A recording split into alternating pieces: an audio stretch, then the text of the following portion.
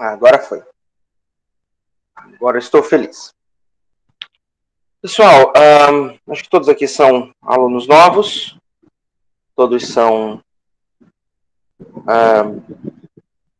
alunos que estão chegando agora de aula comigo. Eu já ministrei aula nessa mesma disciplina, Institutos do Direito Público e Privado, no semestre passado, também para o curso de administração. Mas vou me apresentar, se tiver alguém aqui que já estudou comigo. Acho que não tem ninguém, acho que nunca reprovou ninguém. Por favor, me perdoem, me desculpem e tenham um pouquinho de paciência. O meu nome é Felipe Michelin Fortes, eu sou bacharel em Direito pela própria Unemat, no campus de Cáceres, formado em 2008. Sou especialista em Direito Penal e Processual Penal e mestre em Linguística, com foco em análise do discurso jurídico pela Unemat. E atualmente estou ministrando disciplinas na área de Teoria do Direito, no campus de Diamantino. Então eu trabalho com Teoria do Direito e Introdução ao Estudo do Direito no curso de Direito, é repetitivo, mas é isso, e Institutos do Direito Público e Privado aqui no curso de Administração.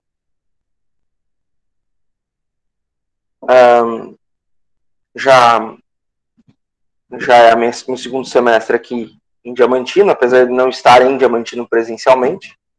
Atualmente eu resido em Comodoro, aproveitando esse tempo de pandemia, né, essas questões de ensino remoto, a gente está nesse distanciamento. Acho que boa parte dos professores estão assim.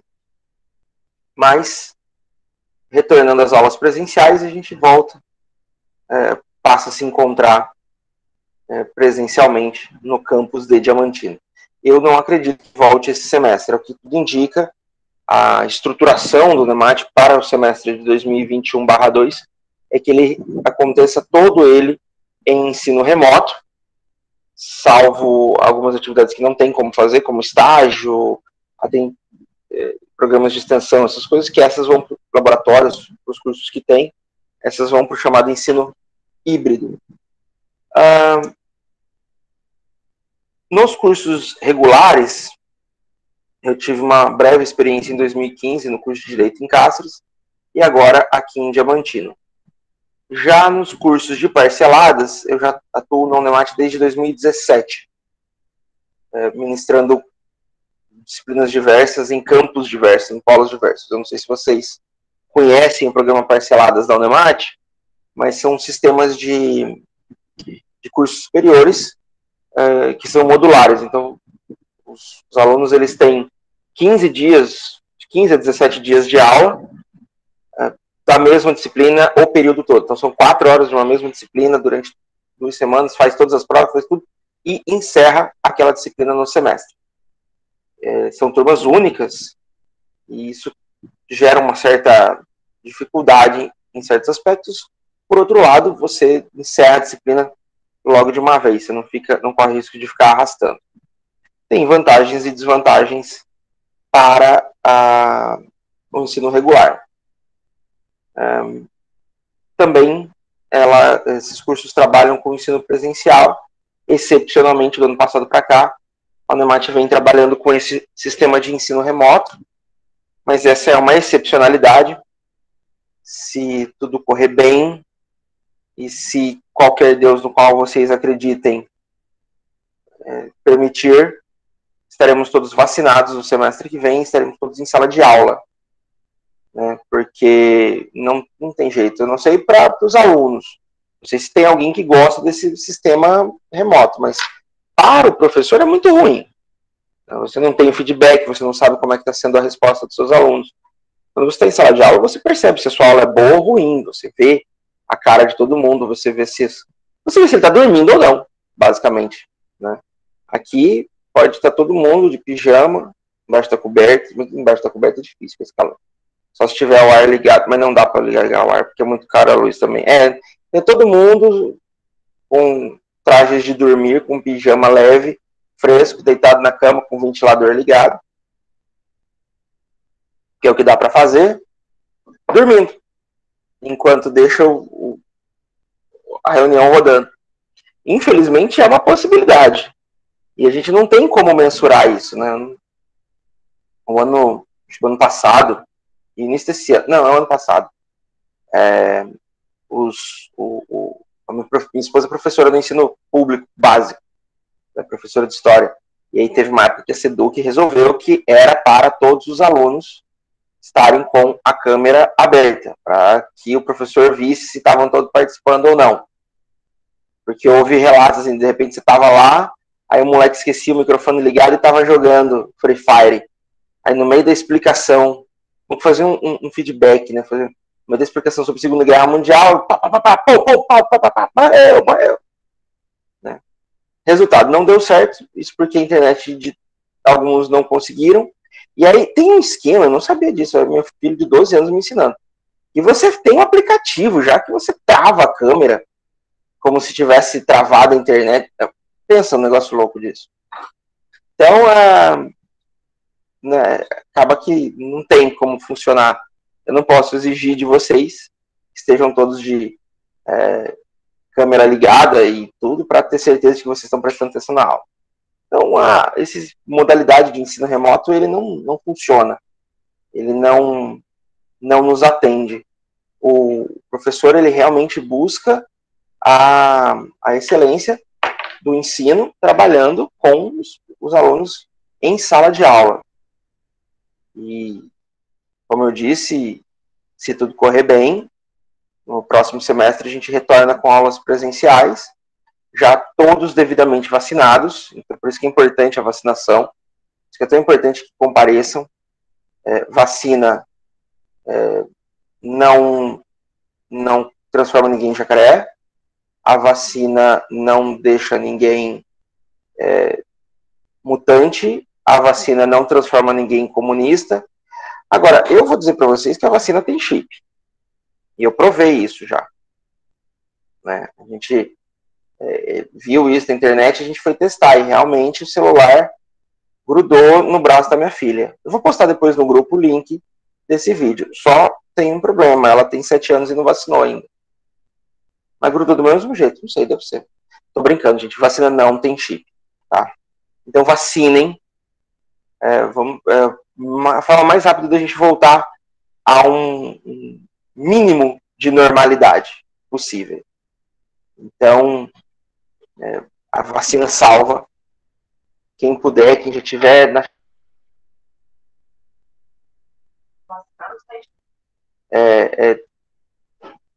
por incrível que pareça, pode gerar alguma reação, sim, mas eu vou falar para vocês, eu tive Covid em grau leve em abril desse ano, eu não precisei ser internado, não precisei ser entubado, nem nada, eu tratei disso em casa, eu e minha esposa, e mesmo assim, mesmo sendo leve, foi uma das piores coisas da minha vida. Eu achei que eu ia morrer. Eu acordava de madrugada, tremendo de frio, com 3, 4 cobertas por cima, desesperado, aí tomava um banho quente, tomava um remédio, e 5 minutos depois eu estava suando, e parecia que eu estava numa sauna, sabe, uma sensação horrível de dor no corpo. Quem teve sabe que não é uma coisa fácil. E qualquer reação que você tenha à vacina nem se compara com a doença em si. Sem contar que você não vai morrer se tomar a vacina. Ao passo que você pode morrer se não tomar e contrair a Covid. Sem contar que a vacina, ao contrário do que muitos dizem, não diz respeito só ao vacinado, mas diz respeito principalmente às outras pessoas. Porque se você está vacinado, você não só não pega, como você não transmite. Então diz respeito ao outro, sim.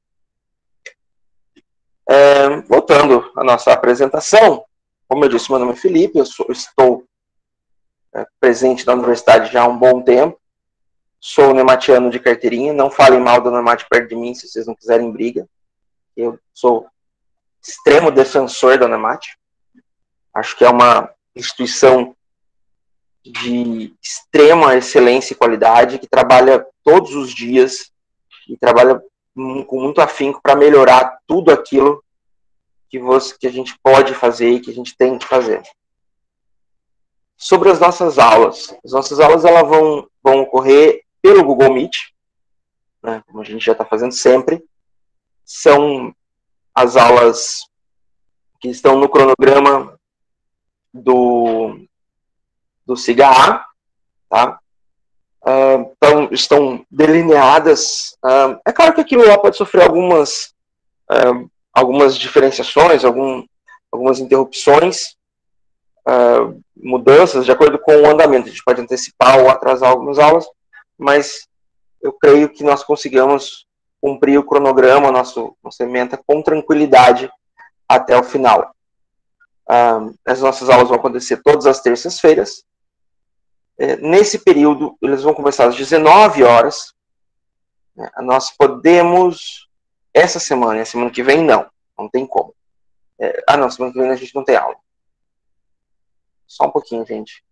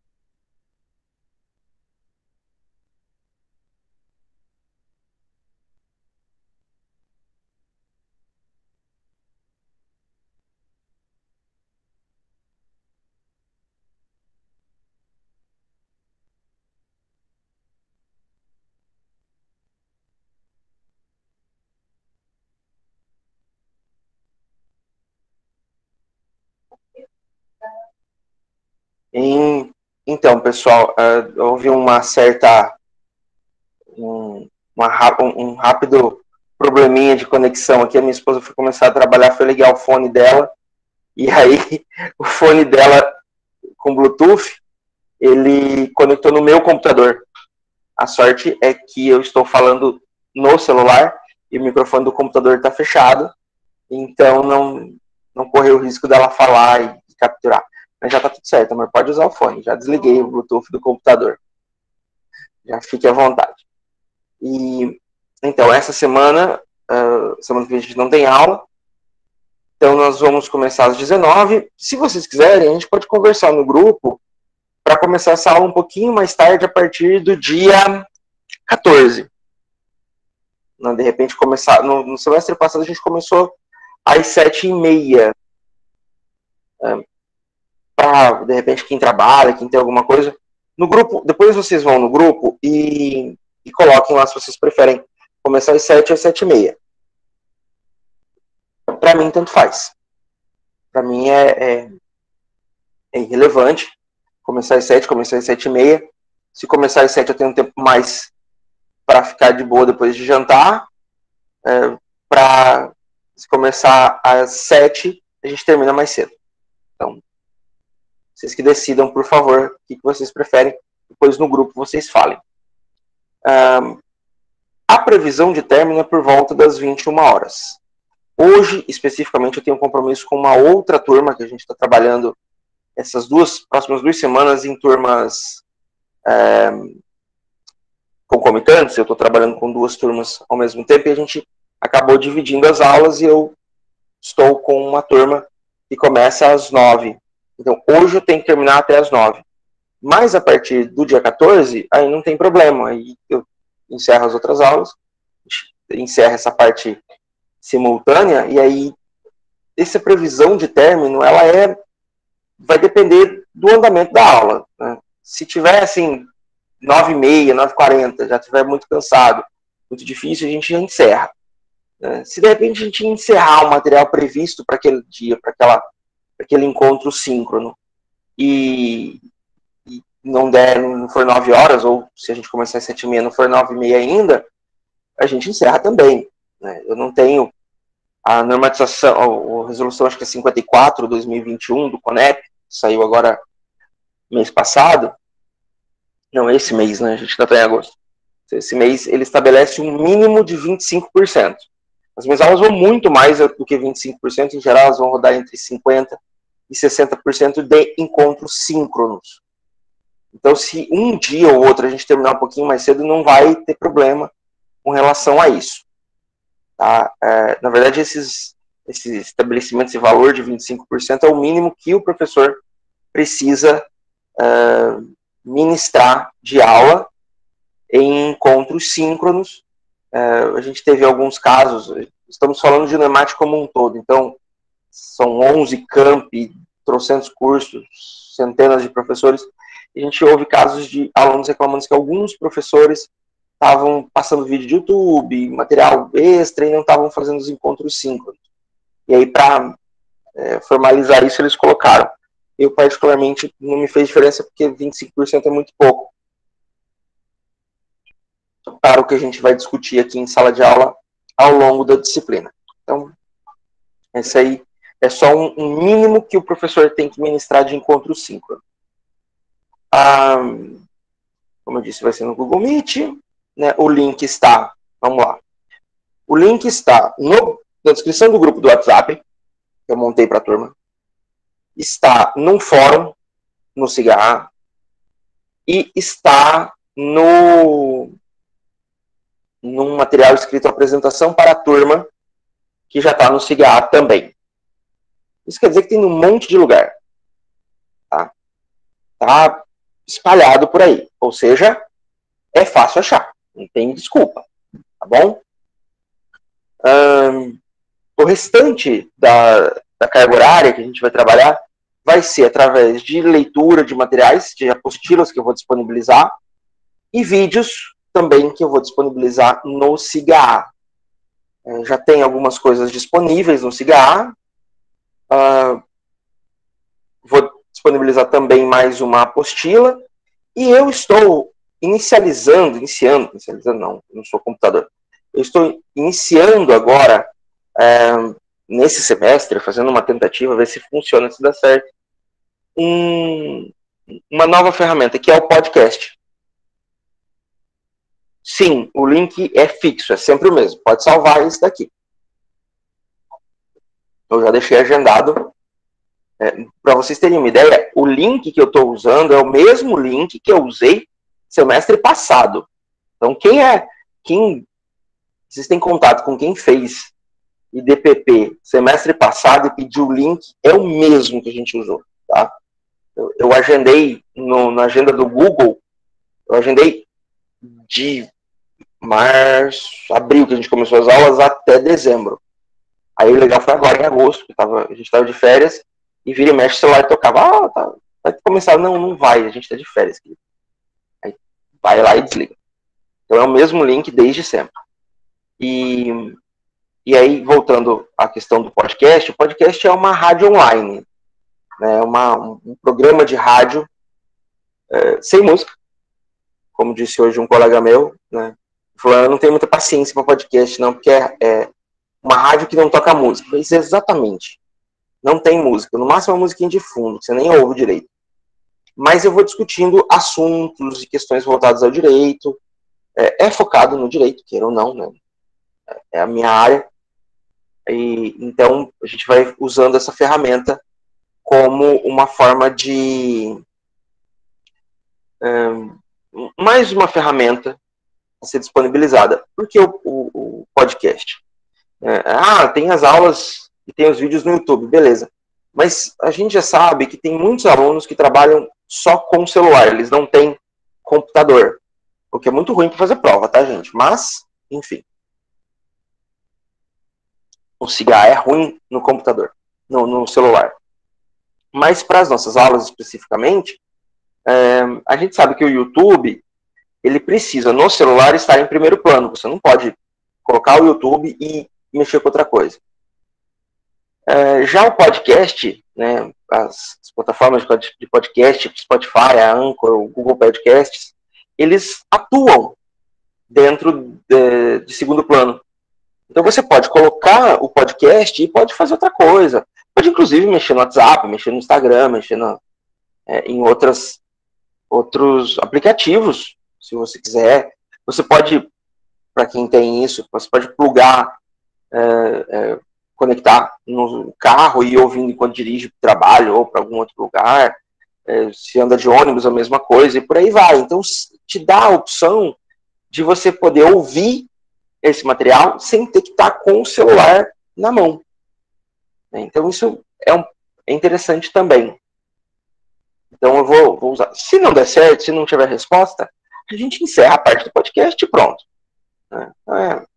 E, além disso, o podcast, para mim, pessoalmente, ele é uma ferramenta mais ágil, porque a gravação de uma videoaula, ela demanda um tempo maior para gravar, o mesmo tempo de programa, uma videoaula aí de 10 a 15 minutos, como você está vendo, você vai me ver, então eu preciso estar, se de repente eu coço o nariz, ou faço alguma coisa, ou eu tenho que parar a gravação muitas vezes.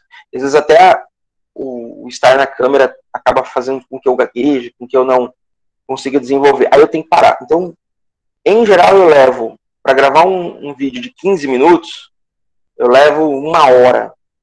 Para gravar um podcast de 15 minutos, eu levo 18 minutos.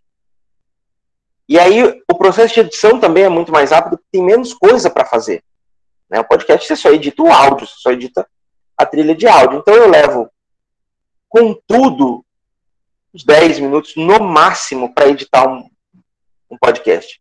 E eu levo para editar um vídeo de 15 minutos pro YouTube, eu levo aí de 2 a 3 horas.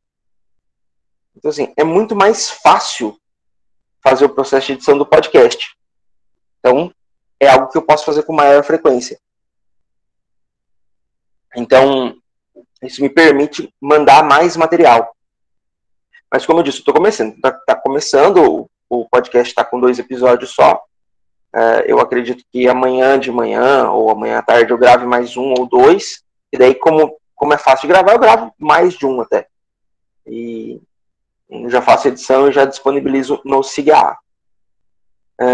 Com relação às nossas videoaulas, vocês viram que eu comecei a gravar.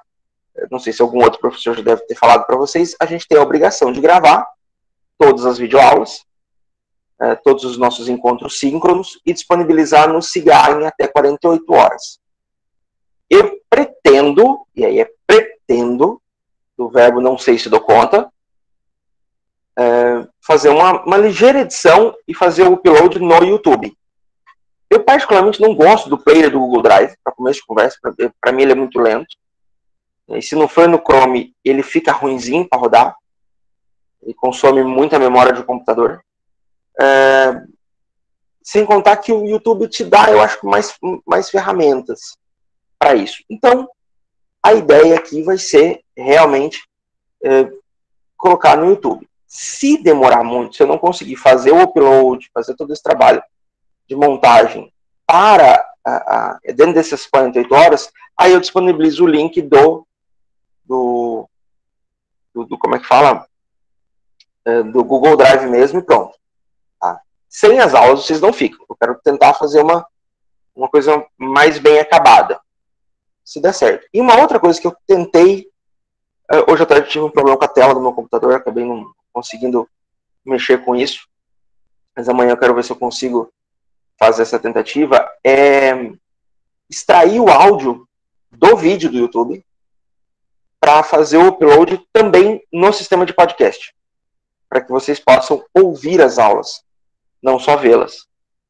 Nesse caso, óbvio que vai ter slide, vai ter o gordinho aqui falando e tal.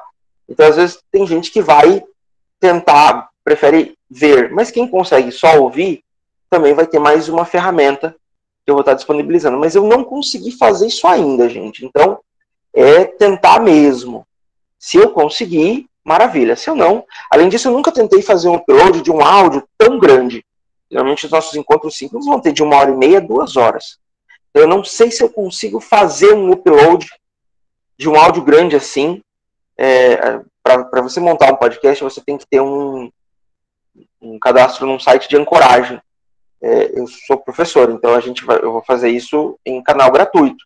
E eu não sei se permite desse tanto. Então de novo, uma tentativa que a gente vai fazer.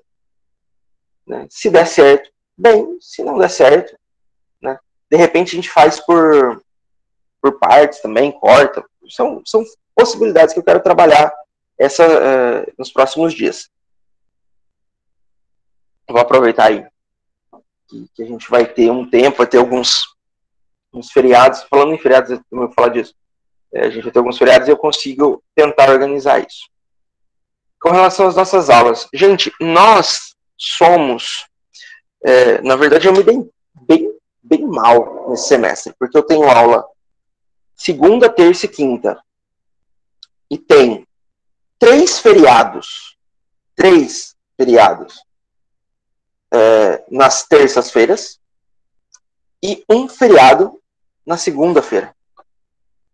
Então, a disciplina de teoria do direito, que é na segunda-feira, eu tenho 4 dias que não são letivos. E DPP são 3 dias que não são letivos. O dia 7, terça-feira que vem, o dia 12 de outubro, que é dia das crianças, que era o presente, não, mentira, dia de Nossa Senhora Aparecida, padroeira do Brasil, e dia 2 de novembro, dia de finados. Então, a gente vai ter um pouco menos, talvez, de aula, e a gente ainda tem um dia, que eu queria saber onde é que foi o meu caderno agora, tem um dia que é o Cefacisa. Não sei se vocês já ouviram alguém falar desse Cefacisa, desse encontro que a gente vai realizar, que é o evento Cefacisa, que nós vamos ter o Cefacisa no dia 26 de outubro, em que nós não teremos aula encontro síncrono. Vocês vão ser liberados para participar do Cefacisa, que é o primeiro encontro da Facisa, tá? Então, a gente vai ter vão ser 4 dias que nós não teremos encontros síncronos. E por conta disso, eu acabei tentando o máximo possível organizar nosso cronograma para que a gente não tenha problemas, né? Para que a gente não tenha mais dificuldades. Então eu acho que a gente consegue cumprir a meta mesmo com esses 4 dias. Quanto ao Cefacisa, já vou falar agora, acho que as inscrições começam agora em setembro. Participem como ouvintes, e se vocês tiverem algum trabalho para publicar, participem também. Vai ser um evento bastante interessante, voltado exclusivamente para a comunidade acadêmica, para o desenvolvimento de projetos, para o desenvolvimento de perspectivas, e é extremamente importante que vocês participem, que vocês estejam juntos. Então, eu já agora convido vocês todos a participarem do primeiro Cefacisa. Ok?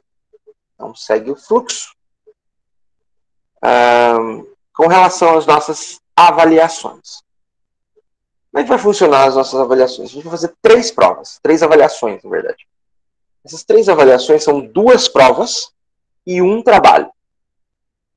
Essas 2 provas são objetivas. Múltipla escolha, 1 ponto cada questão, 10 pontos no total, não tem discussão. Elas vão acontecer, está aqui mais para frente, no próximo slide, no dia 5 de outubro e no dia 30 de novembro. Tá? Então, a nossa primeira prova objetiva vai acontecer só em outubro. Porque, se a gente for olhar, né, a gente tem que ter uma quantidade mínima de aulas para fazer isso. Elas vão acontecer, elas vão ser disponibilizadas no dia 5 e no dia 30, né, nos dias de prova, às 7 horas da noite, e vão ficar abertas até a quarta-feira, 6h59. Nós vamos ter 24 horas para vocês responderem a essas questões. Cada prova também vai ter 3 tentativas. Vocês já devem ter feito prova no sistema de questionário do CIGA, então vocês sabem que vocês começam, vocês têm uma tentativa, encerram, vocês podem tentar de novo a mesma avaliação. E vai valer a nota mais alta dessas 3 tentativas. Então, se você, sei lá, tirou 8 e acha que tá bom, mas talvez tenha errado uma bobagem e quer tentar de novo, beleza, vai lá, pode tentar. Porque se você não for tão bem, não tem problema. Você vai conseguir, você vai, tente sempre, tá bom? Cada tentativa vai ter 1 hora de duração. Então, vocês podem fazer, vocês têm 24 horas para fazer, mas iniciando a tentativa, vocês têm 60 minutos para realizar cada uma delas. Ok? Dúvidas sobre essa parte? Não? Então, segue o fluxo. Quem estiver dormindo, não pergunta mais. A outra avaliação, que na verdade é a segunda avaliação por conta de data, é uma avaliação em grupo. É uma avaliação bem mais subjetiva. Nós vamos disponibilizar, eu vou disponibilizar alguns materiais, tá? Que vão ser músicas que falem sobre as relações sociais e do direito, tá? É importante a gente frisar isso. E também vamos disponibilizar obras textuais que são histórias em quadrinhos, tá? Para a gente ter discussão. Por que não, Maísa? Por que não em grupo? Em grupo é bom. Professorinha EAD é muito difícil. Tá, aí agora eu vou te dizer como é que vai funcionar isso. Daí você vai entender e vai ver que não... Eu pensei muito, é a primeira vez que eu vou aplicar isso, vocês vão ser meio cobaia, tá?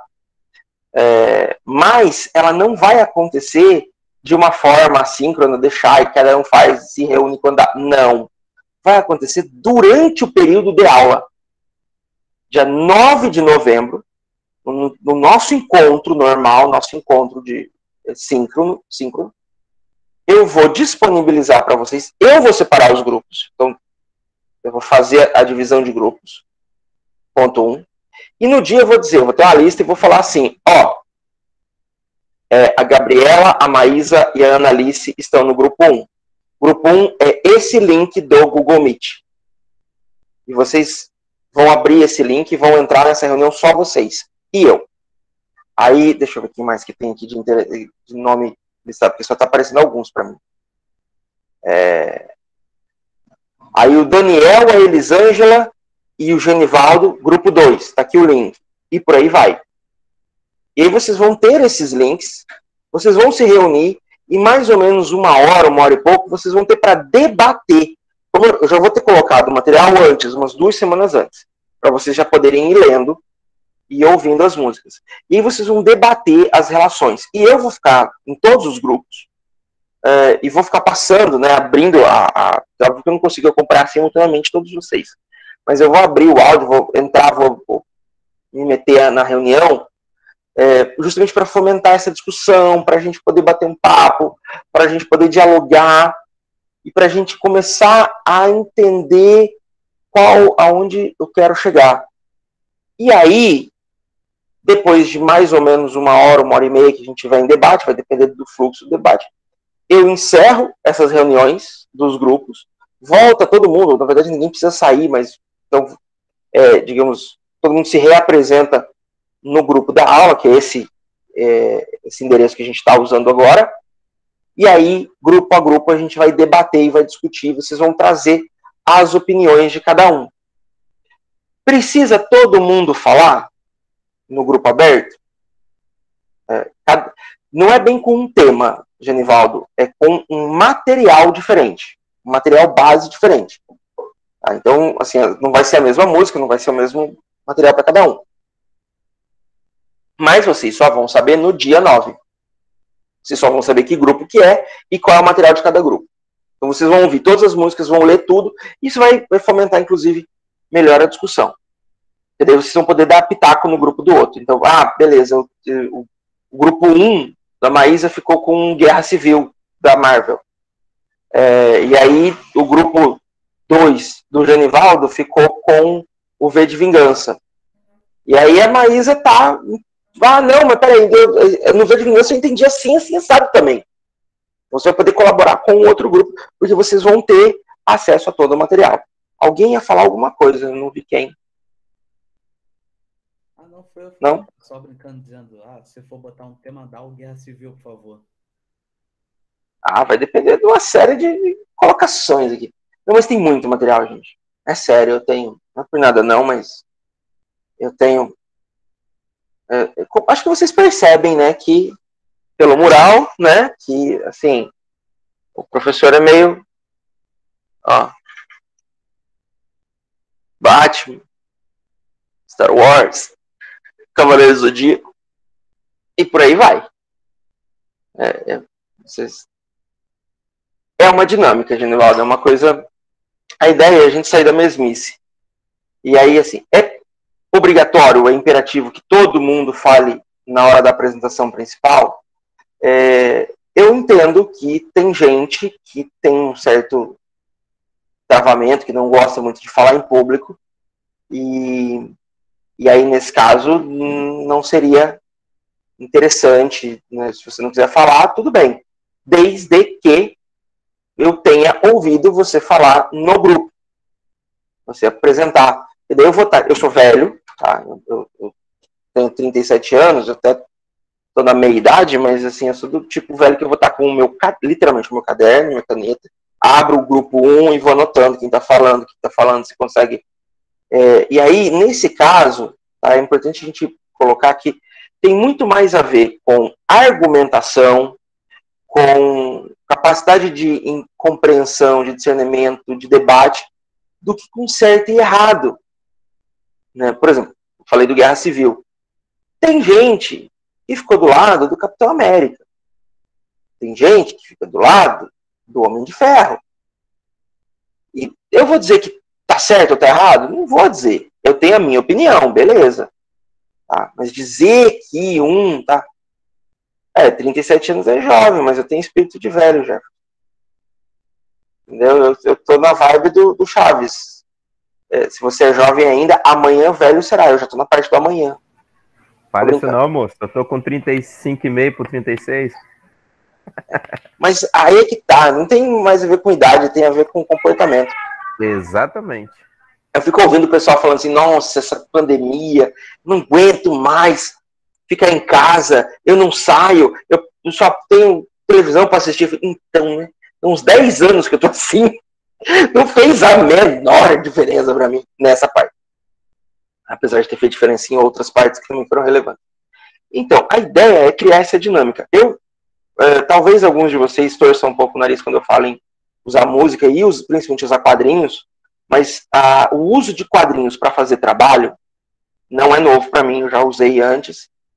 É a primeira vez que eu vou usar no ensino remoto, confesso.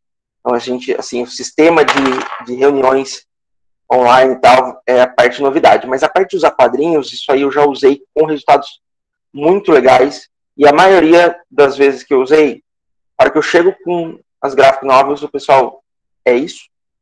Fica olhando. Beleza. Aí a hora que a gente começa a discutir o assunto, aí o negócio fica bom. Aí a gente consegue enxergar. Porque eu consigo trazer, e é isso que eu quero mostrar para vocês, elementos do direito e da sociedade dentro de histórias ficcionais. Então, assim, se você não consegue enxergar, de repente você não consegue enxergar o que é autocracia, o que é ditadura, se a gente tratar isso em livros de história. E aí a gente traz, por exemplo, Star Wars.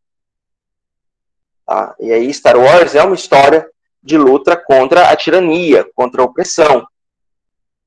Só que com sabre de luz e tiro de laser, que deixa tudo mais legal. Tá? Senhor dos Anéis tem todas as relações de poder de Foucault, a luta de classes de Althusser, tem todo esse conceito de política e de estrutura e de não querer poder. A cena não sei quem assistiu ou quem lembra do Senhor dos Anéis, a cena do Denethor, que é o regente de Gondor, não querendo abrir mão do poder pro Aragorn, que é o herdeiro. Tem tudo a ver com a autocracia, não querer, só que com um elfo bacana, uma espada poderosa, né, e animais show de bola, como os olifantes, que são gigantescos. Então, assim, é mais legal. E a gente tem algumas coisas que a gente consegue trazer para a nossa sociedade, para o dia a dia. Por exemplo, vocês já ouviram falar, por exemplo, tenho certeza, de Eu, Robô. Quem conhece aqui Eu, Robô? De nome só, professor. Agora não me vem nenhuma imagem à mente. Tá, Eu, Robô é mais conhecido pelo filme do Will Smith, de 2010, eu acho. Nem sei de quanto que é Eu, Robô. Mas ele já é meio antiguinho. Mas, na verdade, o Eu, Robô não tem muito... 2004. Não tem muito a ver com o livro Eu, Robô, que é de um cara chamado Isaac Asimov. O Isaac Asimov foi o pai do sci-fi, na verdade. Um dos pioneiros da ficção científica na literatura. E ele é o cara que, literalmente, ele criou a palavra robótica. O termo robótica só existe porque ele criou. E o Eu, Robô é um dos principais livros dessa sequência, né? O Isaac Asimov, ele se especializou, digamos assim, em trazer livros com a temática de robôs e tal. E tem uma série de livros, nossa, show de bola demais. E ele tem um conto deles, normalmente são pequenos contos, e tem um conto dele chamado... agora eu não lembro mais. Que está no Eu, Robô. E um da história é o seguinte: o cara tem um político que tem o seu adversário, né, também político, e ele quer provar que esse adversário é um robô. E aí procura o pessoal da West Robots, né, que é a principal fábrica de robôs, chama isso a atenção, e eles chamam a robopsicóloga Susan Calvin. E a Susan Calvin fala assim: olha, eu consigo provar que ele não é um robô. Provar que ele é um robô eu não consigo. Mas por quê? Porque todos os robôs das histórias do Isaac Asimov, eles vêm impressionados, eles são obrigados a seguir as chamadas 3 leis da robótica. Quais são as 3 leis da robótica? Esse é o nível da nerdice, eu sei de cor. Um robô não pode fazer um mal a um ser humano ou permitir que um ser humano sofra algum mal. Lei número 2. Um robô deve obedecer todas as ordens de um ser humano, salvo se elas entrarem em conflito com a primeira lei. E terceiro, um robô deve proteger a si mesmo, salvo se isso entrar em conflito com a primeira e a segunda leis. E aí, a Susan Calvin cita essas leis, que todo robô tem que cumprir, e ele fala assim: se a gente for analisar, na verdade, o que diferencia um robô de um ser humano é só que, para cumprir as 3 leis, teria que ser um ser humano muito bom. Então vamos lá: um robô não pode fazer mal a um ser humano ou permitir que outro ser humano sofra algum mal. É normal, qualquer ser humano bom, qualquer ser humano altruísta, qualquer ser humano que se sinta, que se condoa, ele não vai causar dor em outro. E muito menos, ele não vai permitir, por inação, que o outro ser humano sofra. Ele vai atuar para mitigar ou para evitar o sofrimento do seu próximo. O robô tem que cumprir as ordens do ser humano. Bom, o ser humano precisa também cumprir ordens. Dos seus pais, das autoridades constituídas, cumprir as leis. E, por fim, um robô tem que se autopreservar. A autopreservação faz parte do ser humano. Só que a autopreservação, ela tem que estar atrelada a não fazer mal ao outro. Ou seja, eu não posso querer, eu, ser humano, não posso querer ser beneficiado se isso significar o prejuízo ou o sofrimento do meu próximo. Da mesma forma, eu não posso ganhar alguma coisa se isso vier em desconformidade com a lei. Eu não posso querer crescer se isso vier em conflito com a lei. E aí a gente consegue trazer, nesse pedaço, inclusive, Maquiavel, né, em que Maquiavel defende, tá, e o fim justifica os meios de Maquiavel, está nesse aspecto. Não é que você pode qualquer coisa desde que a sua destino final seja bom. Na verdade, o que Maquiavel fala é que o governante, né, no caso dele especificamente o príncipe, ele pode infligir ao indivíduo algum tipo de prejuízo, algum tipo de mal ou desconforto, desde que esse prejuízo seja em benefício da coletividade. E isso está nos dias de hoje, né? O interesse do coletivo sempre se sobressai ao interesse do indivíduo. E é a mesma coisa. Então, é permitido ao indivíduo que ele seja lesado de alguma forma, se isso representar um ganho para a coletividade. Então, a gente consegue traçar um paralelo entre... Olha onde é que eu fui. Eu peguei Isaac Asimov, num conto do meio do século passado, e fiz um paralelo com Maquiavel. E é esse tipo de coisa que eu gosto de fazer quando eu utilizo essas ferramentas de ensino diferenciadas, essas metodologias diferenciadas. A ideia é buscar, dentro de algo que talvez não seja o comum ou o padrão que a gente entenda, e o mesmo tipo de compreensão. E, queira ou não, a gente vai tratar do direito na nossa disciplina, por mais que vocês sejam administradores, futuros administradores,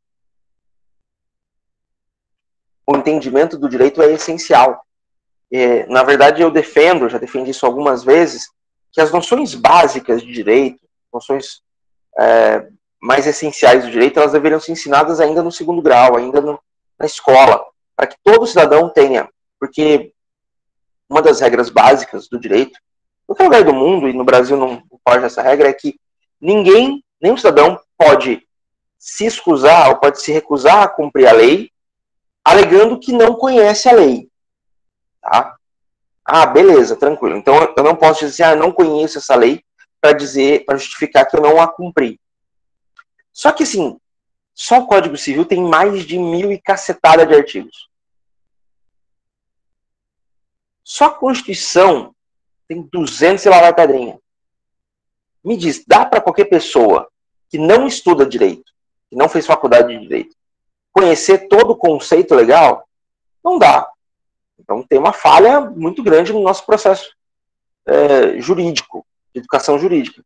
Então eu defendo que a educação jurídica deveria começar ainda na escola, e aí a ideia é trazer isso sempre para as disciplinas que eu ministro, incluindo aquelas que não são do curso de direito, para permitir isso. Fora que também está na emenda. Então, mas mesmo que não tivesse, eu ia trazer. Então, assim, só para a gente finalizar a questão do trabalho, a gente vai realizar ele dia 9. Então, mas não se preocupe, porque quem vai coordenar os encontros sou eu, quem vai dividir os grupos sou eu, e a gente vai fazer tudo em sala de aula, né, no horário da aula. Então, eu não vou deixar nada para depois. Não vou deixar nada para o horário de folga, digamos assim, de vocês. Né, que vocês não vão estar em aula. Não vou ocupar o espaço de vocês com mais um peso. Tá? Com relação, só uma questão com relação às avaliações do dia 5 e do dia 30, não teremos encontros síncronos nesses dias. Tá? Esses dias eles são dedicados às avaliações, especificamente. Então vocês podem usar o horário, teoricamente vocês separaram para mim, para me encontrar, para me ver. Mentira. Tô brincando. Vocês podem usar esse horário da aula, que vocês estariam em aula, ou algum outro horário do dia seguinte. Tá? Fica a critério de vocês. Se quiserem ir dormir, tá ótimo. Fazendo outro dia de tarde, tudo bem para mim, não tem problema. Se quiserem falar, não, eu já ia estar em aula mesmo, então vou aproveitar e vou fazer, bem também. Só que a gente não vai ter esse encontro síncrono que a gente está tendo hoje. Nós não teremos nem no dia 5, nem no dia 30. Eu não sei se vocês já estão familiarizados com isso, mas a Unemat tem média 7. Aqueles que não conseguirem a média 7, mas conseguirem média acima, igual e acima a 5, estão classificados, né, estão credenciados a fazer o exame final, que vai acontecer no dia 7 de dezembro. Que é a nossa última data letiva, se eu não estiver enganado. Quer ver? Deixa eu só confirmar. Dia 30 é a penúltima, e dia 7 é a última. Como a prova objetiva, o resultado sai rápido, então eu acredito que no dia 1º, no dia 2, quem vai ficar de prova final já saiba dessa condição. E aí, dia 7 de dezembro, que é o nosso último dia letivo, vai acontecer a prova final. A prova final também é uma prova objetiva, também vai ser realizada como questionário no SIGA, também 10 questões objetivas. Não tem muito para onde, não tem nem por que a gente fugir. Caso alguém fique de PF, tá? E a gente tem ainda ementa para cumprir, então dia 7 a gente tem aula. E aí quem está de PF faz a PF. Tá? A PF também vai ficar 24 horas disponível, no mesmo sentido das primeiras avaliações. Se a gente já tiver cumprido totalmente a ementa, dia 7 tá tudo, quem não ficar de PF está de folga, pode ir embora. Não vai depender da ementa. Mas a prova final é a única prova que eventualmente pode ter aula durante a sua realização.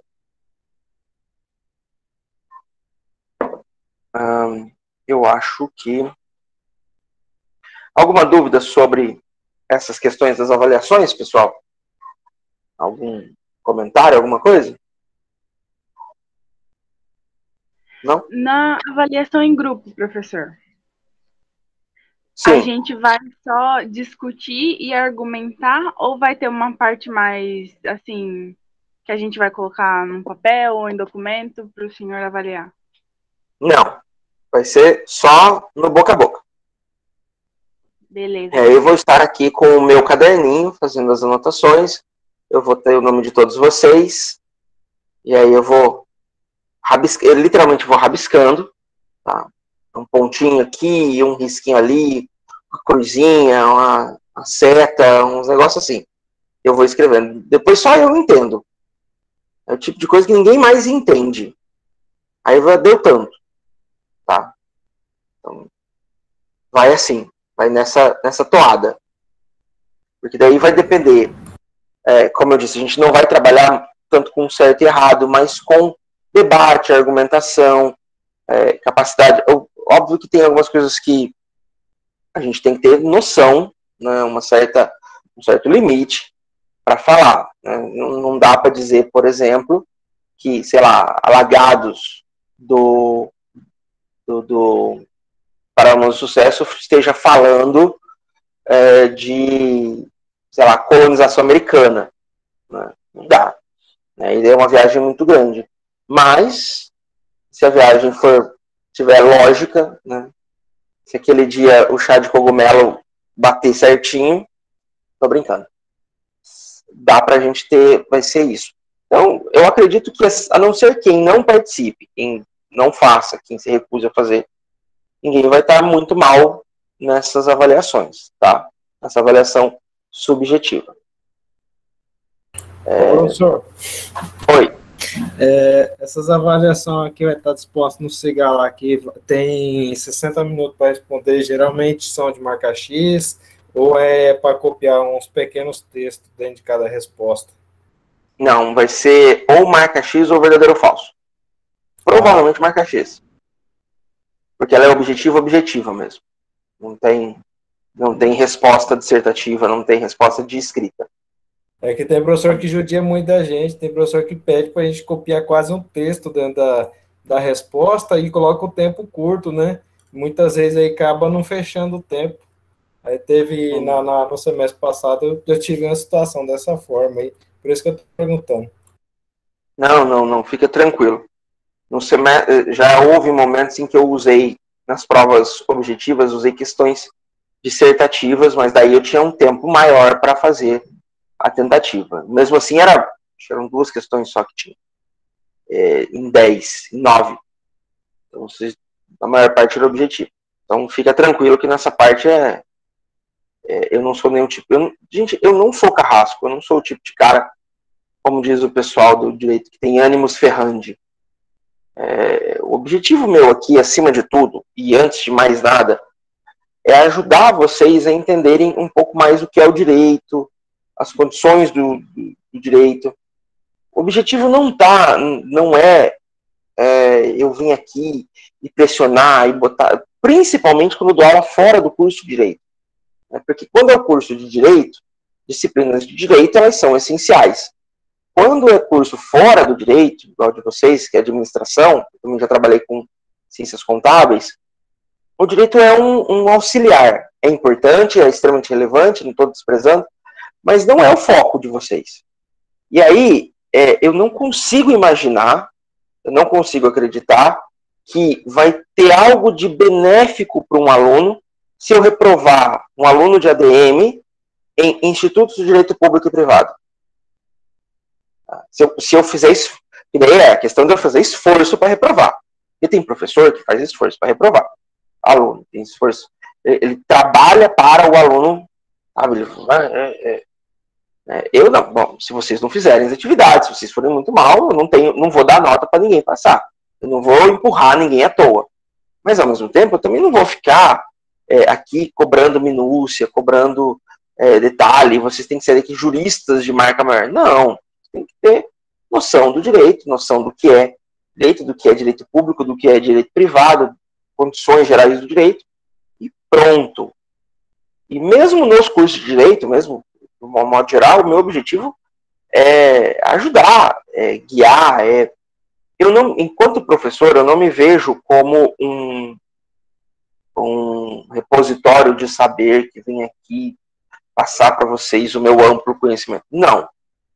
Eu me entendo como alguém que vem trazer experiências para vocês.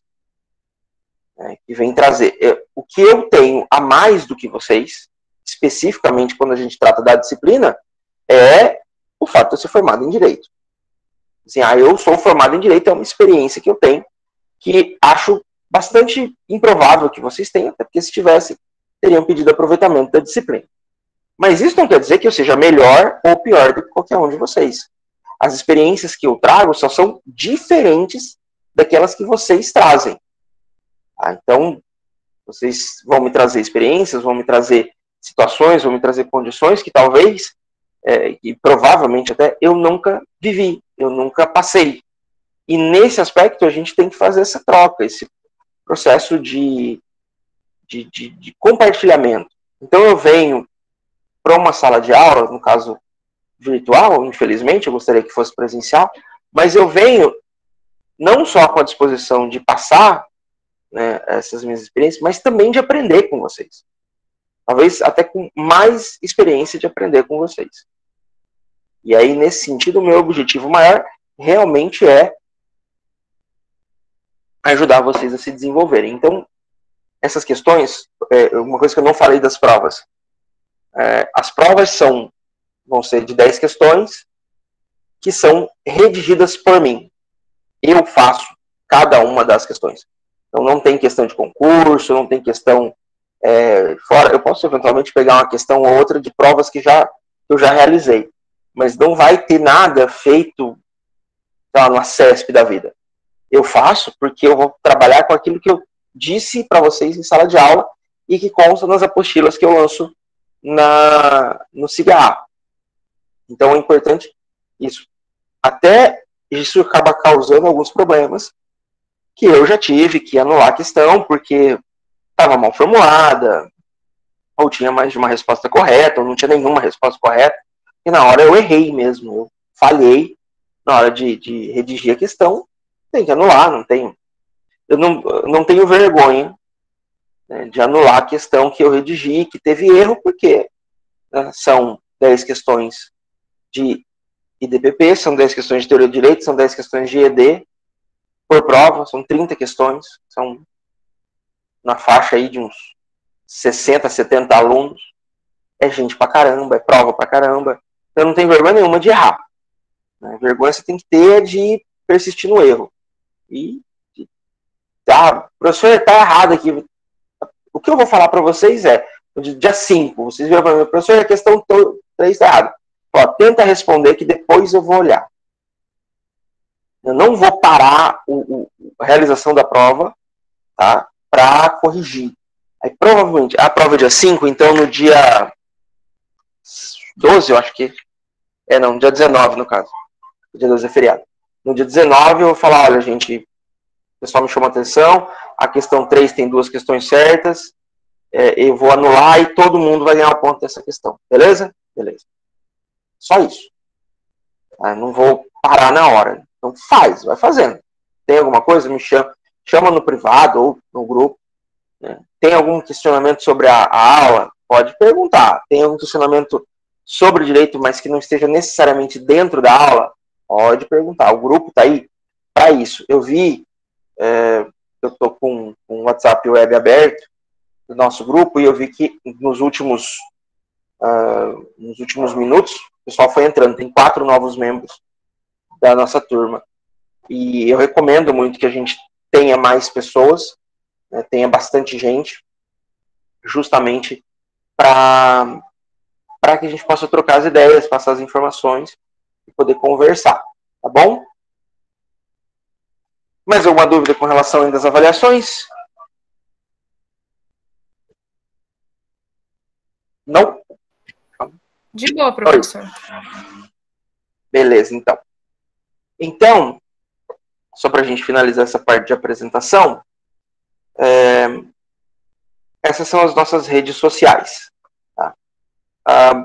As 2 primeiras são específicas para as questões da faculdade, do curso, não da disciplina em si, que é o canal no YouTube, onde vai estar alojadas as aulas, que a gente vai gravar, que é o Pensando Direito com o professor Felipe Fortes. Eu queria só Pensando Direito, mas já tinha. Aí eu tive que botar a extensão, porque eu não pensei em nenhum outro nome melhor.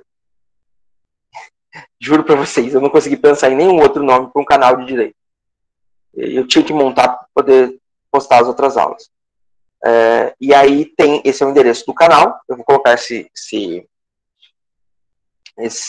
caramba, agora falhou. Esse slide no cigarro daqui a pouco. E aí usei, obviamente, o mesmo nome para o podcast. Está disponível na Anchor, no Spotify e eu acho, não tenho certeza, que está disponível no Google Podcasts também. Então, esses eu recomendo realmente que vocês sigam, acompanhem. Não tem só do IDPP, não tem só da disciplina de vocês, tem de todas as disciplinas que eu trabalho. Então, só para vocês saberem, não é só com relação a uma disciplina, mas tem bastante coisa interessante, tem bastante coisa voltada realmente para o direito.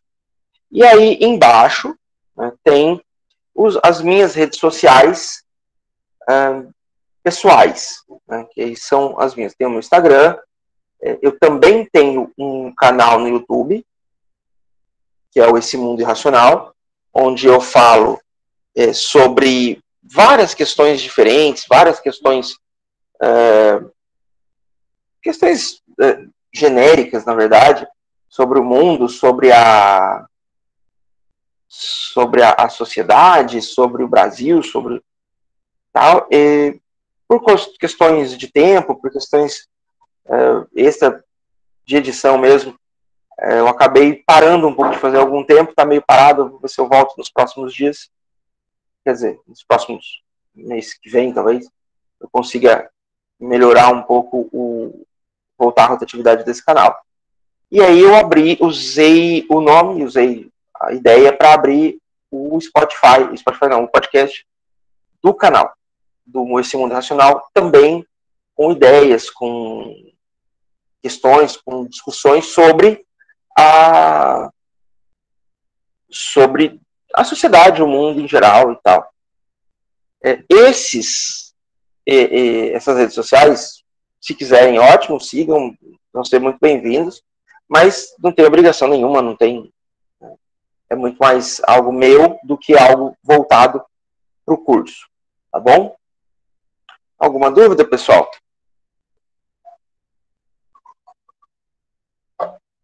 Não? Tranquilos?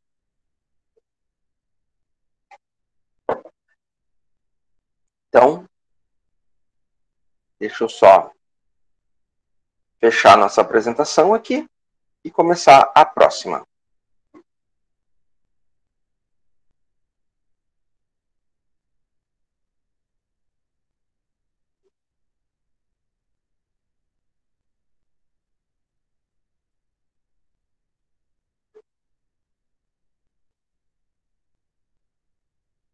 E hoje nós não temos como fugir do tema central, do tema base daquilo que a gente vai trabalhar, que é o conceito de direito.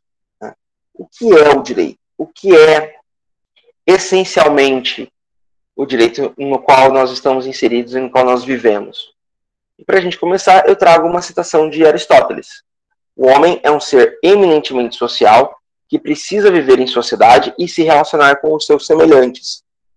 Então, para Aristóteles, e isso acaba sendo confirmado por vários outros autores, pensadores e filósofos, o ser humano ele precisa desse convívio social. Ele precisa dessa sociabilização. Talvez a pandemia tenha isso como um pouco de rescaldo, né, de compreensão para a gente. Entender que nós passamos por alguns momentos de vida que talvez tenham sido quase divisores de água. Né? A gente percebeu que determinadas pessoas fazem falta, a gente percebeu que as pessoas precisam, elas sentem falta uma das outras, né? Que as pessoas elas precisam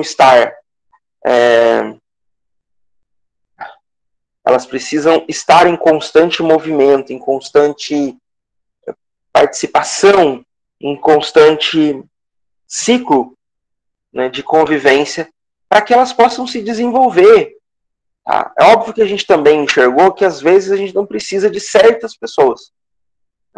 A gente teve o nosso momento livramento também, onde várias pessoas da nosso convívio, a gente percebeu que só nos trazia coisas ruins.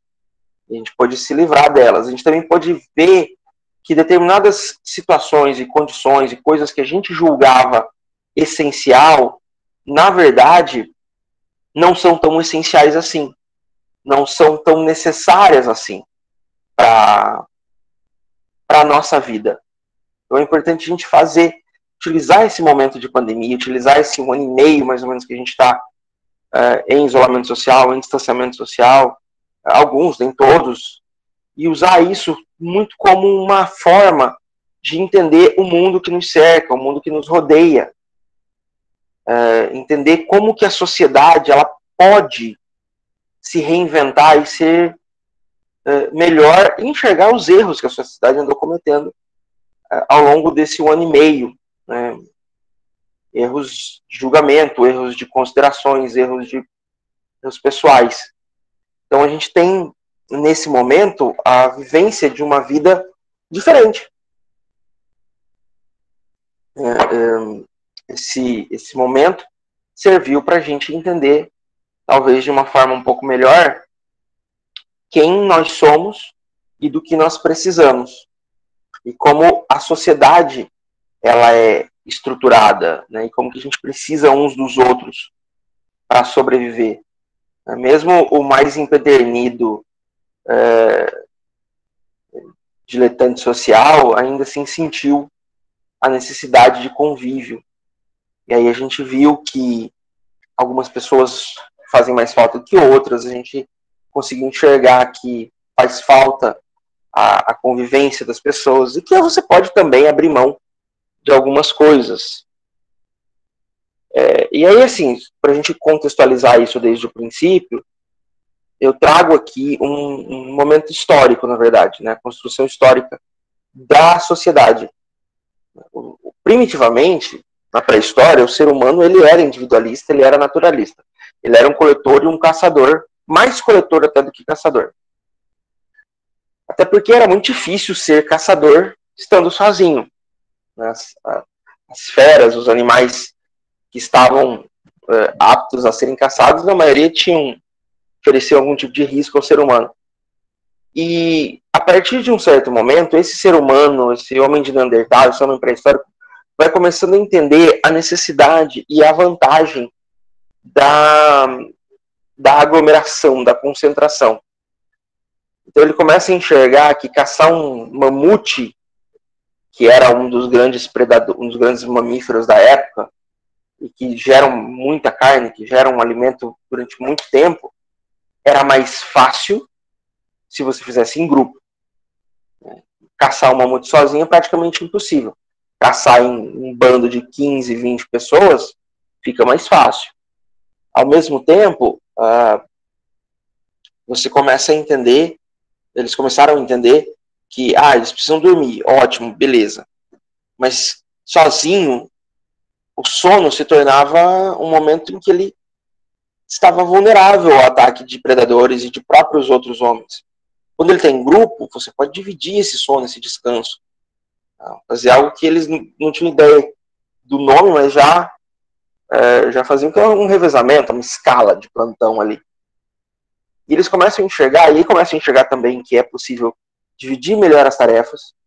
Então, quando você tem mais gente para complementar as mesmas tarefas, você pode dividir mais, você pode logo fazer mais tarefas. Então, aí que começa o processo de sedentarização do ser humano, e aqui sedentarização é no sentido de deles permanecerem em um mesmo lugar e não em ser sedentário, não fazer nenhum tipo de atividade física, salvo levantamento de garfo, igual eu. Me julguem. E aí eles começam a se organizar dentro de uma estrutura social.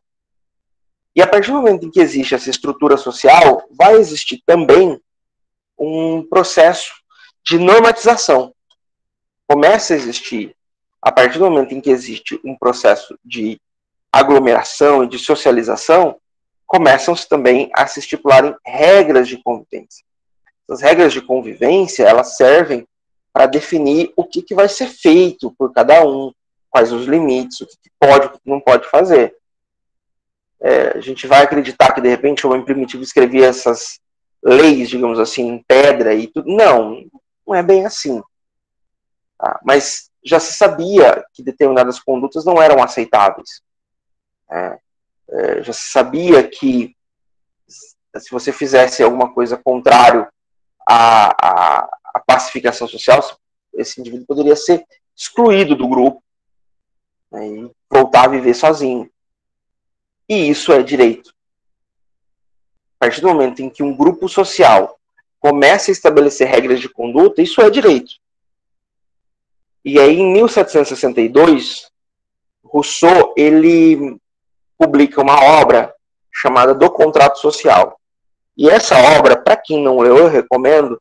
Inclusive, eu não lancei, mas eu vou colocar para vocês no Cigarra algumas obras que a gente vai citar ao longo do semestre, e que assim, não é que tem que ler, senão vai reprovar. Mas eu sugiro que leia. Recomendo muito, enfaticamente, que vocês leiam. E o contrato social, ele traz justamente esse conceito de... É basicamente isso. A partir do momento que você faz parte de uma sociedade, você precisa cumprir as regras dessa sociedade. E você passa a respeitar as regras dessa sociedade.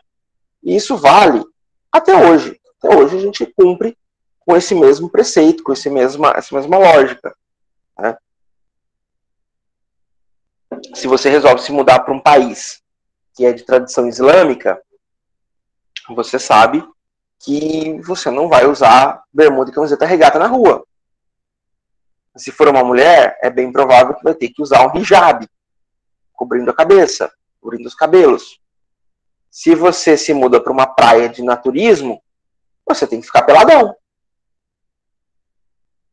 Então, de um extremo a outro, pode ser, mas realmente você tem que se adaptar às regras daquele grupo que você compõe quando você chega. Se você já faz parte, você ajuda a construir essas regras. E Rousseau, obviamente, não foi o primeiro que disse isso, nem foi o único. Na verdade, o que ele fez, e que isso é um marco na sociedade, em 1762 a gente vivia o auge do iluminismo e do renascimento, a quebra a gente vivia já os paradigmas do fim da Idade Média, e aí a gente começa a entender a sociedade de uma forma um pouco diferente. E Rousseau, além de ser um grande visionário do ponto de vista do que ele escreve, ele também traz a publicação dessa obra, a expansão, o espalhamento dessa obra para a Europa toda, e essa obra atravessa o oceano e chega nas Américas, principalmente nos Estados Unidos. Não foi o único lugar, claro. Isso chegou também no Brasil, isso chegou na América Central, na América Latina como um todo, mas chegou com muito menos força e muito mais atrasado. Mas nos Estados Unidos fez muita diferença. Né? Rousseau foi um dos inspiradores dos pais da independência americana. E que aconteceu 14 anos depois, se eu não estiver enganado. E o Rousseau traz esse conceito. E o Rousseau traz mais um conceito que ficou muito conhecido, que é que o ser humano nasce bom, a sociedade é que o corrompe. É importante a gente entender esse conceito à vista de 1762 e entender o que ele quis dizer. Não é que o ser humano é bom no sentido de ser bonzinho. O ser humano é bom no sentido de não ter corrupção e preconceitos. Ele nasce... Acho que talvez o termo mais correto, óbvio que esse tipo de coisa é mais complicado de falar 250 anos atrás, mas o termo que talvez seja mais adequado, talvez seja justamente puro. Né? O ser humano nasce puro, ele nasce isento. E aí, ao longo da vida, ele vai enxergando cada vez mais o mundo sob o prisma daquilo que ele recebe como influência. E que ele forma como preconceitos. E aí eu dou um salto um pouquinho e falo das teorias linguísticas e do discurso, e eu vou lá em Péchet, Michel Péchet, que ele diz que existem dois tipos de discurso conscientes, né, do indivíduo, que é o intra e o interdiscurso. O intradiscurso, ele é o discurso consciente, é o discurso que você fala com base naquilo que você pensa. E o interdiscurso, ele é baseado nos seus preconceitos, é o discurso atravessado, é aquilo que já foi macetado em você ao longo da sua vida. E que muitas vezes ele não muitas vezes ele até não faz parte do seu conceito natural e daquilo que você pensa conscientemente, mas acaba saindo. E a gente tem algumas desses exemplos. Por exemplo, toda vez que a gente fala em alguém, né, aquela pessoa diferentona da família, aquela pessoa que não saiu todo mundo, ele é o quê? Ele é a ovelha negra da família. Quando você tem uma lista de inimigos, de pessoas ruins que você quer, de repente, se vingar, é a sua lista negra. Mas por que negra?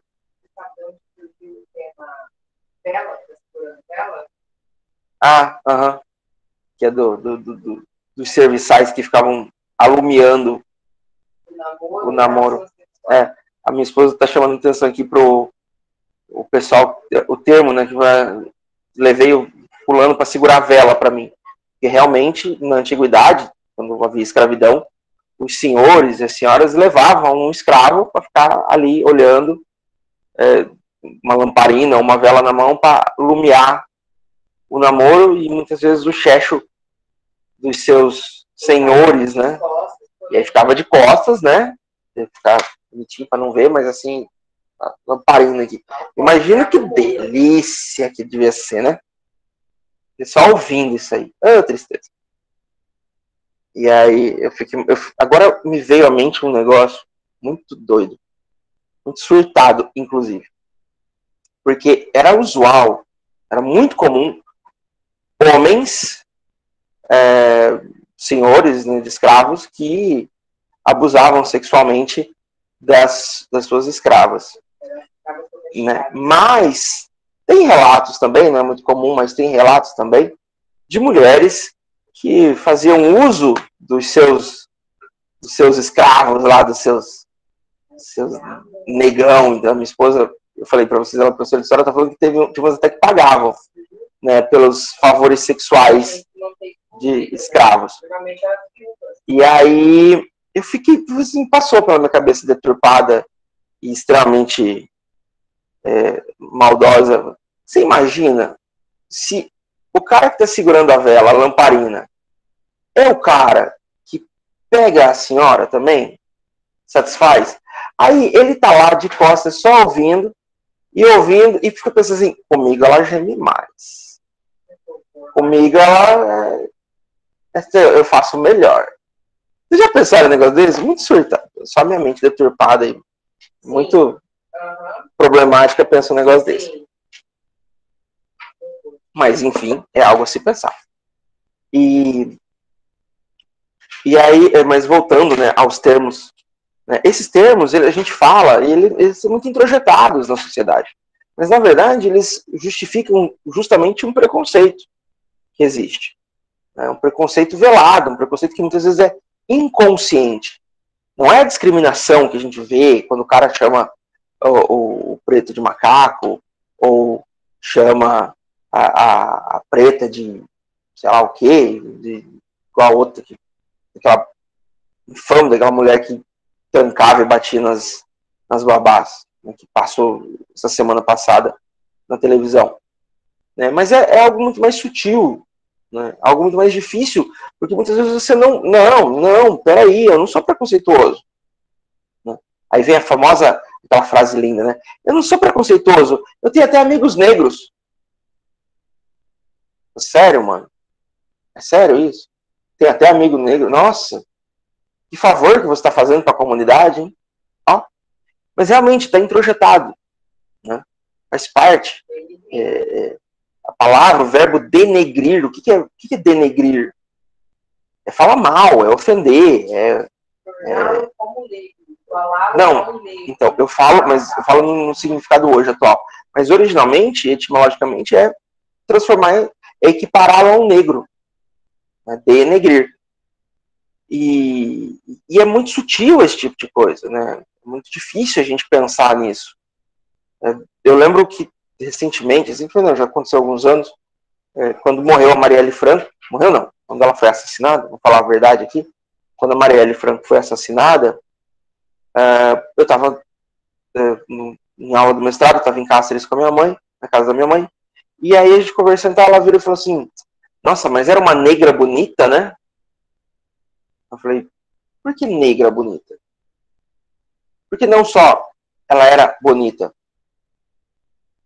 porque intrinsecamente o pessoal tá falando que você é mais participativa do que eles. Esquenta não, é normal. Hashtag eu amo. Eu só não vou virar a câmera para ela porque ela está em trajes desadequados à exibição pública. Mas ela tá mandando um abraço para vocês. E aí eu falei, mas por quê? Porque ativamente, né, a sociedade entende a mulher negra como uma mulher feia, de traços brutos, que está fora do padrão de beleza europeu. E aí quando você tem uma negra que também é bonita, ela é um ponto fora da curva, ela é uma coisa diferente, ela é uma coisa que sobressai, que chama atenção. Por isso, ela é uma negra bonita. Ou, sei lá, você pega aí o Will Smith. Nossa, que negão gato. Gente, o Will Smith é só bonito. Ele não é um negro bonito. Ele é só bonito. E que homem. Né? Negro não é um adjetivo. Como a Suelen tá falando. Oi, Maísa. Os filhos dele também são bonitos, professor. Eu não acho, não. O Jaden, pelo menos, eu não acho bonito, não. Quem? O Jaden Smith. O filho dele? É. Então, né? Ele muito não. Eu também não achei ele bonito, não. Mas, como dizia a vovó, a Jada, como diria vovô, quem ama o feio, bonito lhe parece. Então, gosto, cada um tem. Ele tem outra frase sobre gosto, mas é impublicável pro horário. E na verdade, assim, gosto, gosto é igual um orifício anal, cada um tem um. Então, tudo bem, eu acho o Will Smith bonito, eu acho o Will Smith bonito. Eu acho, sei lá, que a Scarlett Johansson é bonita, eu acho. Tem gente que acha a Elizabeth Olsen mais bonita do que a Scarlett Johansson. Ótimo, que bom para eles, eu não vou discutir. Gosto é gosto de cada um, né? Agora, nenhuma delas se equipara a Suelen Michelin. Né? Sinto muito. Para mim, a mulher mais bonita do mundo é minha esposa. Pronto, se eles não acham, é o problema deles. Não importa. Você está entendendo como é que funciona? Então a gente precisa entender nós como só nós. Tá? Então, assim, a gente precisa entender esse racismo estrutural, esse preconceito estrutural, e entender, e aí a gente faz uma compreensão exatamente do que o Rousseau fala, e do que o Rousseau fala no contrato social. E como que o direito vai se espelhar nessa condição social, inclusive na evolução social. Em 1800 e tal, era muito comum, né, era esperado, era normal a escravidão. Né? Ninguém achava isso, mas a escravidão é uma mancha, os senhores de escravos eram... os senhores de escravos, tirando aqueles que realmente tratavam com muita crueldade, mas tinha muitos senhores de escravos que tratavam com o que era considerado muita humanidade, porque dava roupa, porque dava comida, porque dava um lugar para morar, uma senzala bacana e tal. Eles tinham horas livres para eles, descanso. Porque na cultura daquela época, né, na ideia, no conceito social daquela época, isso era muito natural. Da mesma forma que era muito natural, naquela época, que as mulheres ficassem em casa o tempo todo e casassem com quem os seus pais lhe ordenassem. Agora eu pergunto para vocês, meninas, hoje, em 2021, se o pai de vocês chegasse e obrigasse a falar que vocês vão casar com um fulano. Então, vocês consideram? Vocês acham correto? Mas isso... Pois é. Só que até muito pouco tempo atrás, isso era considerado comum. Isso era considerado válido, isso era considerado normal. Né? Aí a gente tem que tomar um cuidado muito grande. Primeiro a gente tem que analisar fatos históricos sob a ótica daquele momento, para não fazer um pré-julgamento. Não dá para a gente analisar os fatos históricos, e principalmente as personalidades, as pessoas, com base nos conceitos que a gente tem hoje, porque a gente vai acabar acarretando injustiças. Por outro lado, a gente também não tem que normalizar essas condutas. O fato de eu dizer que um cara ter um escravo, um cara comprar um escravo, não era algo de ilegal, ou de ilícito, ou de errado na época, não quer dizer que eu esteja dizendo que é certo escravizar alguém. Porque se você normaliza, você traz para hoje como sendo válido. E isso não é possível. Para vocês terem uma ideia, olha só. Se a gente voltar em 1830, Código Criminal do Império. Quase 200 anos atrás. 190 e... Eu sou ruim de conta. Peraí. 199 anos atrás, é isso? 199 anos atrás, foi publicado o Código Criminal Imperial. E no Código Criminal Imperial dizia o seguinte: se o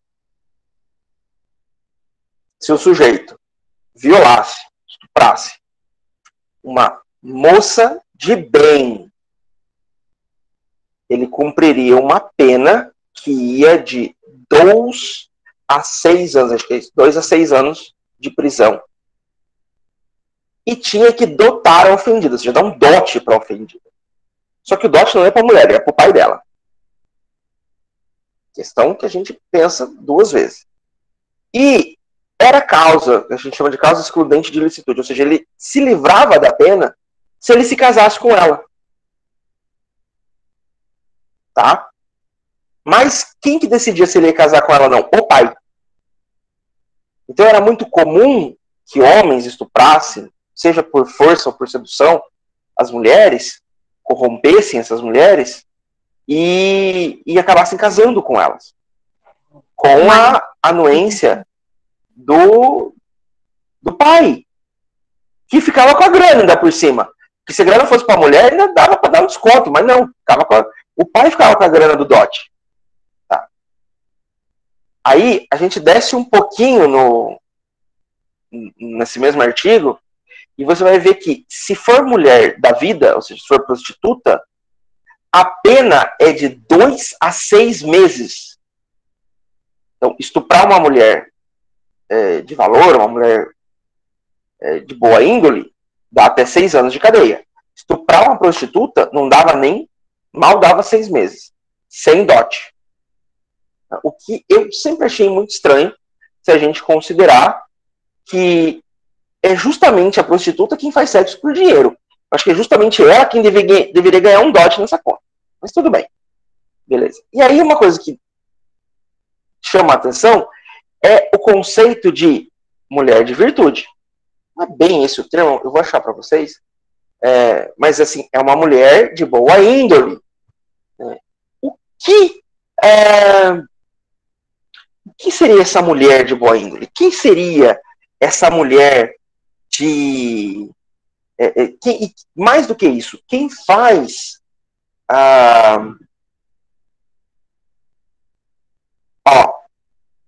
cadê?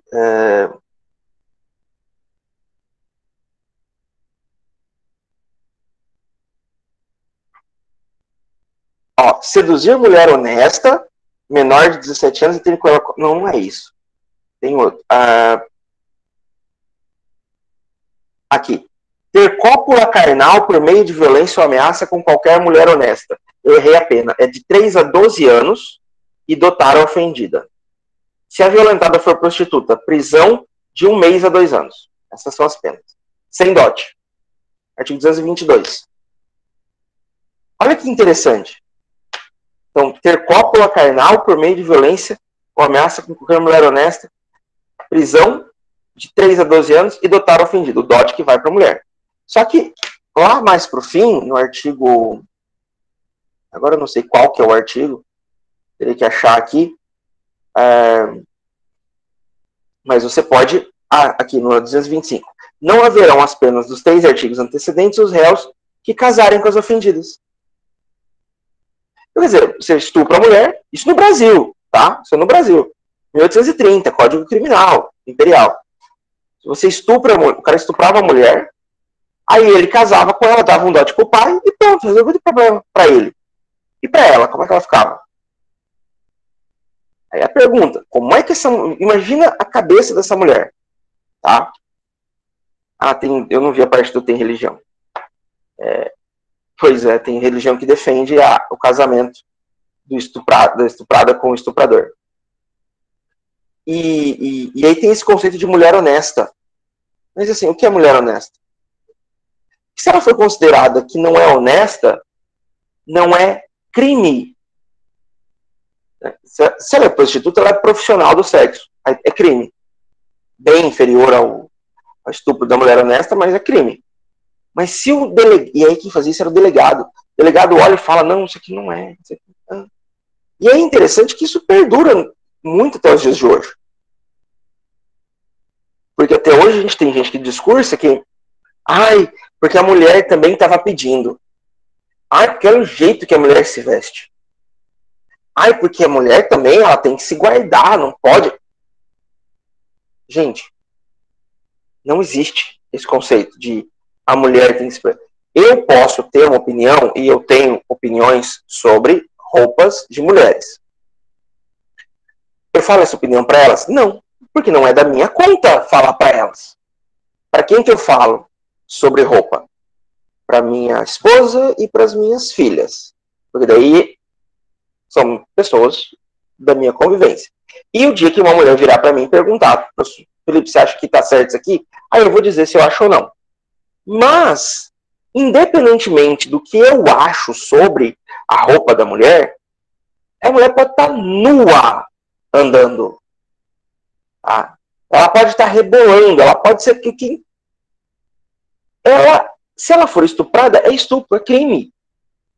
Ponto, não tem discussão. Tá? O homem, né, aí um homem masculino mesmo, ele é um animal tão incapaz de governar seus próprios instintos, que não é capaz de se segurar, ou não é capaz de falar, olha, eu vou, sim, eu me excito, eu tenho tesão nessa mulher, mas eu vou ficar quieto no meu canto, porque, ou eu vou, sei lá, tentar, vai lá, conversa com ela, vai que dá certo, né? Vai que ela faz por vontade. Beleza. Tá? O ser humano, o homem, é tão incapaz de autocontrole assim, que se ele for tão incapaz de autocontrole assim, a gente está do jeito errado. A gente não pode estar vivendo em sociedade. A sociedade está construída em cima de parâmetros que não são os corretos para a vida. Tá? Então a gente tem... Então quando o contrato social de Rousseau fala que o homem nasce bom e a sociedade o corrompe, ele o corrompe nesses preconceitos. Porque nenhum neném, quando nasce achando que negro é diferente, nasce achando que gay é diferente, que a comunidade LGBTQIA+, tá errado, ou que a mulher tem que ser empregada do homem. Nenhuma criança nasce assim. Ela nasce isenta, isso não vem impregnado no cérebro dela. O que vai fazer com que ela crie são justamente essas informações que ela recebe ao longo do seu crescimento. Então é o homem num ciclo perdido de preconceito e de discriminação, criando mais preconceito e mais discriminação. Amanhã amanhã não. Na próxima aula, dia 14, nós entramos em Thomas Hobbes e o Leviatã. Tá bom? Pessoal, muito obrigado. Desculpa qualquer coisa. Sejam sempre bem-vindos. Qualquer dúvida, questionamento, falem comigo. E até na outra semana. Sábado, Boa noite, terça professor. que vem é feriado. Boa noite para vocês. Bom descanso. Boa noite, professor. Boa noite.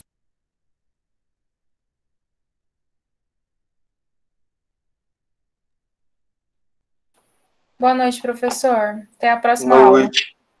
Até a próxima aula. Boa noite, professor.